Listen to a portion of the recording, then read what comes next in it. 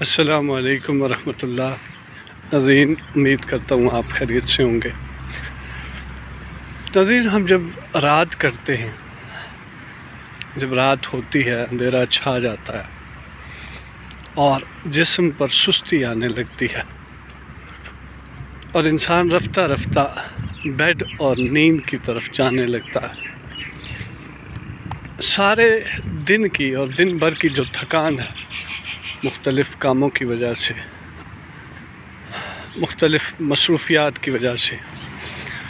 دن بھر کی ساری تھکان اتارنے کے لیے انسان اور ساری مخلوق تقریباً وہ اپنے اپنے گھونسلوں میں، اپنے اپنے گھروں میں چلی جاتی ہے۔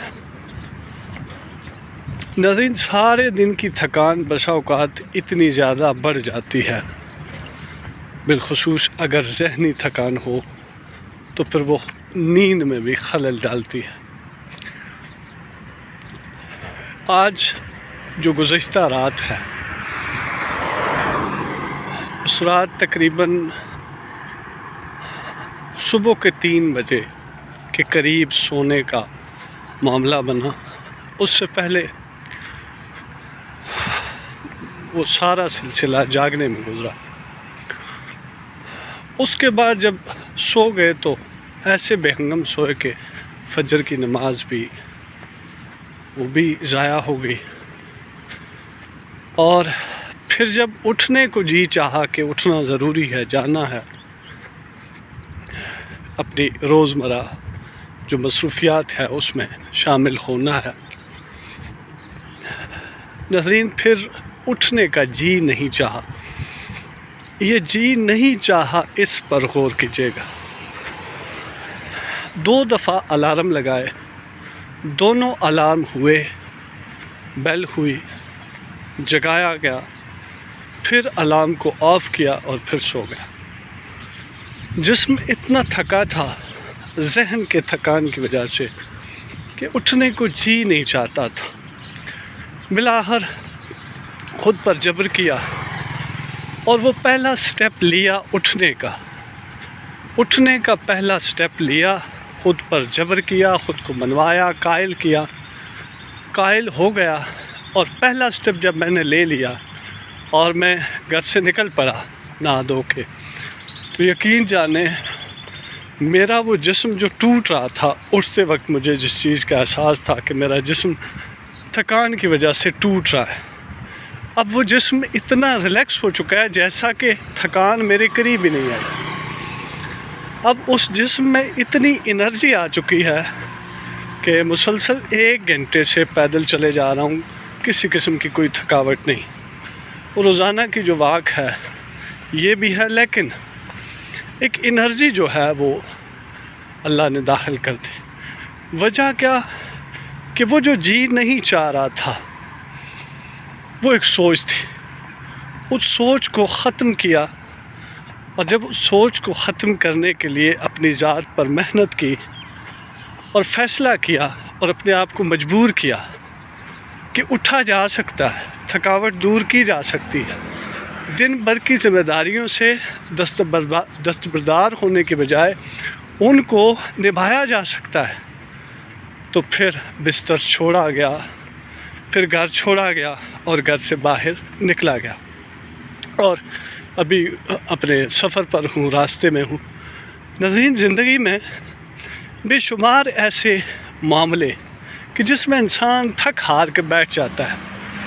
اور پھر اس کا جی نہیں چاہتا، اور شیطان یہی چاہتا ہے کہ انسان کا جی نہ چاہے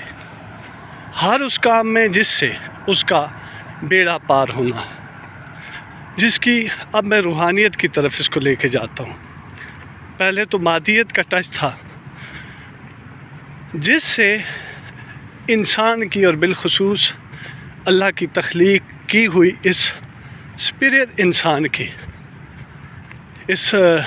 اشرف المخلوقات کی بقا ہے، جس سے اس کا فائدہ ہی فائدہ ہونا ہے، یعنی کہ آخرت۔